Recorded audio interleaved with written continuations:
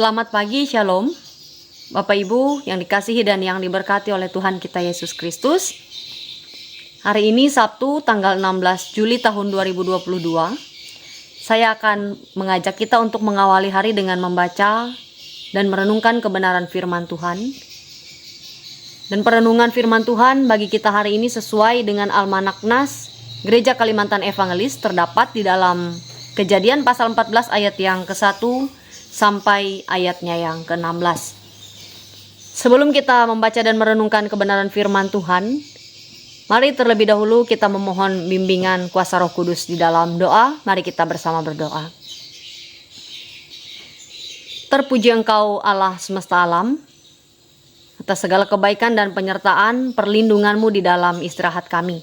Hingga pagi ini kami dibangunkan dengan semangat yang baru, kekuatan yang baru, sukacita yang baru yang bersumber dari Tuhan.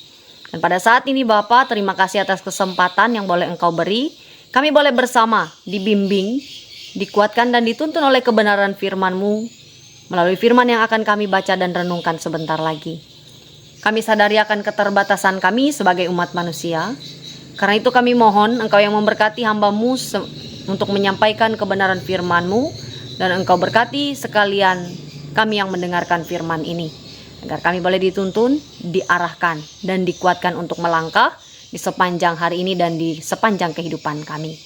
Berfirmanlah ya Tuhan, karena kami siap untuk mendengar dan menjadi pelaku kebenaran firman-Mu. Amin. Saya akan membacakan nas firman Tuhan yang akan kita renungkan bersama di dalam Kejadian pasal 14 ayat yang ke-1 sampai ayatnya yang ke-16. Di bawah perikopnya, Abram mengalahkan raja-raja di timur dan menolong Lot. Demikian firman Tuhan. Pada zaman Amrafel, Raja Sinear, Ariok, Raja Elasar, Kedorlaomer, Raja Elam, dan Tideal, Raja Goyim, terjadilah bahwa raja-raja ini berperang melawan Bera, Raja Sodom, Birsya, Raja Gomora, Shinab, Raja Atma, Shemeber, Raja Zeboim, dan Raja negeri Bela, yakni negeri Zoar. Raja-raja yang disebut terakhir ini semuanya bersekutu dan datang ke lembah Sidim, yakni Laut Asin.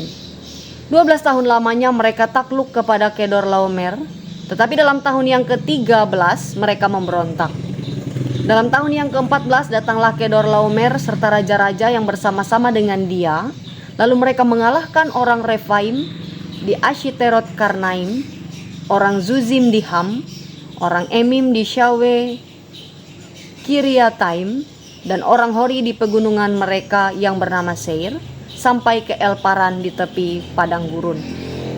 Sesudah itu baliklah mereka dan sampai ke En Mispat, yakni Kades, dan mengalahkan seluruh daerah orang Amalek dan juga orang Amori yang diam di Hazezon Tamar.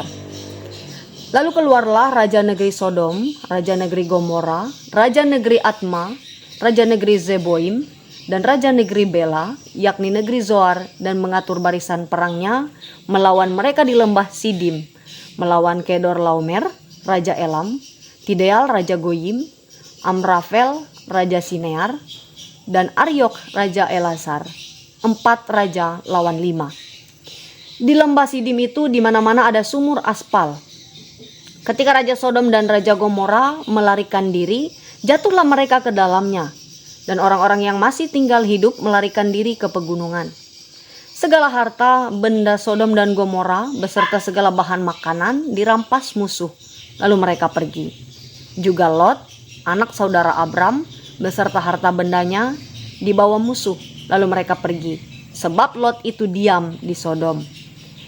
Kemudian datanglah seorang pelarian dan menceritakan hal ini kepada Abram, orang Ibrani itu yang tinggal dekat pohon-pohon Tarbantin kepunyaan Mamre.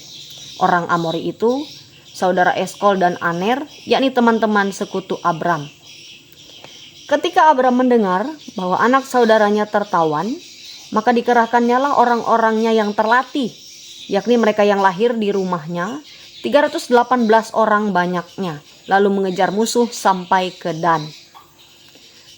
Dan pada waktu malam berbagilah mereka, ia dan hamba-hambanya itu, untuk melawan musuh. Mereka mengalahkan dan mengejar musuh sampai ke Hoba di sebelah utara Damsyik. Dibawanya lah kembali segala harta benda itu, juga Lot anak saudaranya itu, serta harta bendanya dibawanya kembali. Demikian juga perempuan-perempuan dan orang-orangnya. Yang berbahagia ialah mereka yang mendengarkan firman Allah dan yang memeliharanya. Amin. Ibu bapak saudara-saudari yang dikasihi dan yang diberkati oleh Tuhan kita Yesus Kristus, kita sudah baca Kejadian pasal 14 ayat yang ke-1 sampai yang ke-16 ini. Kita bisa kaitkan atau hubungkan dengan kehidupan sekarang. Kita tahu bahwa di kehidupan zaman sekarang ini, jika terjadi perselisihan atau ada kesalahpahaman, maka keretakan dalam hubungan yang sudah terjalin baik sebelumnya pasti terjadi. Akan ada kerenggangan, akan ada, kalau seperti zaman COVID ini sering kita dengar, jaga jarak yang terjadi. Tapi berbeda dengan apa yang dilakukan oleh Abram dalam nas ini. Walaupun kalau sebelum nas yang kita baca ini, pasal 13, khususnya ayat 7 sampai yang ke-13 mencatat bahwa ada terjadi sebuah ketegangan, sedikit cekcok antara Abram dengan Lot keponakannya. Khususnya kalau kita lihat semuanya itu akhirnya menyebabkan dalam ayat yang ke-11 sampai yang ke-12 dikatakan mereka menjadi terpisah atau berpisah. Abram menetap di tanah Kanaan, tetapi Lot dia menetap di kota-kota lembah Yordan dan berkemah di dekat Sodom. Adapun orang Sodom sangat jahat dan berdosa terhadap Tuhan. Itu yang menjadi pilihan Lot kalau kita lihat. Tetapi apa yang terjadi kemuliaan dalam pasal 14 ini? Ketika Lot mendapatkan kesusahan, dia dibawa oleh musuh beserta dengan harta bendanya dan lain sebagainya. Abram, pamannya ini atau omnya ini, dia turun tangan untuk membantu dia secara langsung. Dalam pasal 14 ayat yang ke-14 sampai yang ke-16 khususnya, dicatat bahwa dia tidak tinggal diam ketika dia tahu bahwa keponakannya ini dalam keadaan yang terancam. Dia pertaruhkan banyak hal. Dia pertaruhkan dirinya sendiri ikut berperang melawan musuh, dan juga dia pertaruhkan 318 orang hambanya untuk menolong keponakannya yaitu Lot ini dari tawanan atau kecaman musuh. Dari pembacaan Alkitab kita ini boleh kita hubungkan dengan kehidupan kita di zaman sekarang. Ada beberapa hal yang boleh kita teladani dari sikap seorang Abram. Yang pertama, bahwa kasih yang dia tunjukkan melampaui perselisihan yang terjadi. Itu juga boleh menjadi penguatan bagi kita kalau kita punya orang yang mungkin memiliki kesalahpahaman, memiliki perbedaan pendapat, memiliki sudut pandang yang berbeda dengan kita. Teladan yang diberikan Abram adalah dia mampu untuk memaafkan, bahkan tadi dirinya dan beberapa hal yang ia punya juga ia pertaruhkan untuk menolong Lot yang sebelumnya bersitegang dengan dia. Yang menariknya lagi adalah bahwa kalau kita lihat dalam catatan Alkitab bahwa Lot ini adalah keponakan dari Abram, bagian dari keluarga Abram. Kalau kita hubungkan dengan kehidupan zaman sekarang, dalam kehidupan kita, keluarga tidak jarang menjadi bagian yang tidak terperhatikan. Kenapa saya katakan demikian? Karena memang kenyataan yang menunjukkan. Salah satu saya mau berikan contoh. Ketika kita berkumpul dalam satu rumah, jarak yang dekat bisa dipisahkan oleh gawai atau handphone karena kemajuan zaman dan teknologi yang kita miliki. Tetapi dalam firman Tuhan hari ini ada teladan yang diberikan oleh Abram bahwa keluarga yang ia punya yaitu Lot tidak luput dari perhatiannya. Bahkan ketika Lot mengalami kesusahan, dia berikan perhatian. Bahkan ia yang turun tangan mengorbankan beberapa hal dalam kehidupannya. Saya dan saudara juga menjadi bagian. Tadi yang pertama, menjadi orang yang penuh kasih, melampaui segala dendam dan amarah yang kita miliki, dan menjadikan keluarga kita adalah bagian yang berharga dalam kehidupan kita. Kalau bukan sekarang, kapan lagi kita bisa mengasihi orang yang ada di sekitar kita?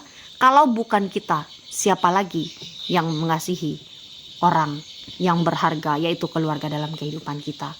Kiranya melalui kisah Abram dan Lot ini menjadikan kita orang-orang yang bijaksana, yang penuh kasih, dan mengasihi keluarga dan orang-orang yang ada di sekitar kita. Tuhan Yesus yang memberkati kita dan menguatkan kita untuk menjadi pelaku kebenaran firman-Nya. Amin untuk firman Tuhan. Mari kita bersama-sama merendahkan diri kita di hadapan Tuhan. Kita naikkan doa syafaat kita. Mari berdoa. Allah Bapa yang bertahta dalam kerajaan sorga, terima kasih atas kebenaran firman yang boleh kami baca dan renungkan. Kiranya Engkau menolong kami untuk bukan hanya menjadi pendengar, tetapi juga menjadi pelaku kebenaran firman Tuhan. Saat ini, perkenankanlah kami Tuhan untuk menaikkan syafaat kami. Kami berdoa bagi bangsa dan negara kami, kiranya Engkau yang senantiasa melindungi, memberkati di tengah ancaman politik, sosial, ekonomi, yang berpotensi untuk memecah belah. Kami percaya bahwa kuasa Tuhan yang akan mempersatukan kami di tengah segala perbedaan. Dan Tuhan yang boleh memakai setiap pemimpin dari tingkat pusat sampai ke pelosok negeri ini untuk memimpin secara adil, jujur, dan penuh dengan kebijaksanaan serta hikmat Tuhan. Begitupun saat ini kami mau serahkan secara khusus gereja Tuhan dimanapun berada, dan teristimewa gereja Kalimantan Evangelis yang ada di Resort GKE Puruk Cahu ini. Kami mohon Engkau yang memberkati gerejamu ini ya Tuhan, untuk meneguhkan persekutuan yang terjalin di Resort GKE Puruk Cahu, agar saling menopang untuk melaksanakan seluruh program sehingga menjadi berkat bagi sesama kami. Biarkanlah juga tugas untuk bersekutu, bersaksi, dan melayani boleh kami lakukan dengan baik. Banyak jemaat atau umat Tuhan yang boleh terberkati, bahkan yang masih sangsi terima Sang Penebus. Bapa yang bertata dalam kerajaan sorga, begitupun kami mau berdoa bagi setiap hamba-hamba Tuhan yang boleh Engkau pakai untuk bekerja di ladang-Mu. Baik itu para pendeta, para vikaris, evangelis, penatua, diakon, guru-guru agama, guru-guru sekolah minggu, dan setiap orang yang memberi diri untuk melayani Engkau. Tuhan menguatkan, menopang, menuntun, memperlengkapi hamba-hamba Tuhan dalam setiap tanggung jawab dan pelayanan yang dilakukan untuk melayani umat Tuhan di berbagai wilayah di Kabupaten Murung Raya, secara khususnya Resort Puruk Cahu ini. Tuhan, kami juga berdoa bagi setiap keluarga-keluarga Kristen di tengah pengharapan, di tengah pergumulan yang dihadapi pada saat ini. Secara khusus kami serahkan seluruh jemaat-Mu yang ada di GKE Kanaasi Olongmuro. Kami memohon ya Tuhan dan mengundang Engkau untuk berkuasa atas kehidupan keluarga Kristen dan setiap orang percaya yang ada di Kanaasi Olongmuro. Tuhan memberkati setiap suami dan istri, anak-anak, saudara-saudari jemaat-Mu dimanapun mereka berada. Kiranya senantiasa ada di dalam kuasa kasih dan pertolongan Tuhan. Begitupun Bapa, kami mau serahkan setiap kami pada saat ini, jemaat-Mu, mereka yang dalam keadaan sakit, yang kehilangan mata pencaharian, bahkan yang kehilangan anggota keluarga dan orang-orang yang dikasihi. Kami mohon Tuhan yang menolong kami, kiranya Tuhan memulihkan kami dari pandemi ini. Tuhan berbelas kasihan dalam kehidupan kami.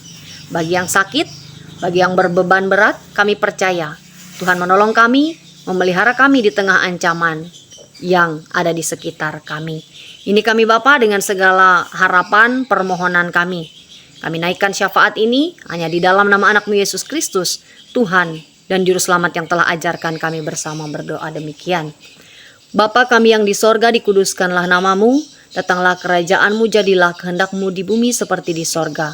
Berikanlah kami pada hari ini makanan kami yang secukupnya, dan ampunilah kami akan kesalahan kami, seperti kami juga mengampuni orang yang bersalah kepada kami. Dan janganlah membawa kami ke dalam pencobaan, tetapi lepaskanlah kami daripada yang jahat. Karena Engkaulah yang mempunyai kerajaan, dan kuasa, dan kemuliaan, sampai selama-lamanya. Amin. Tuhan memberkati engkau dan melindungi engkau.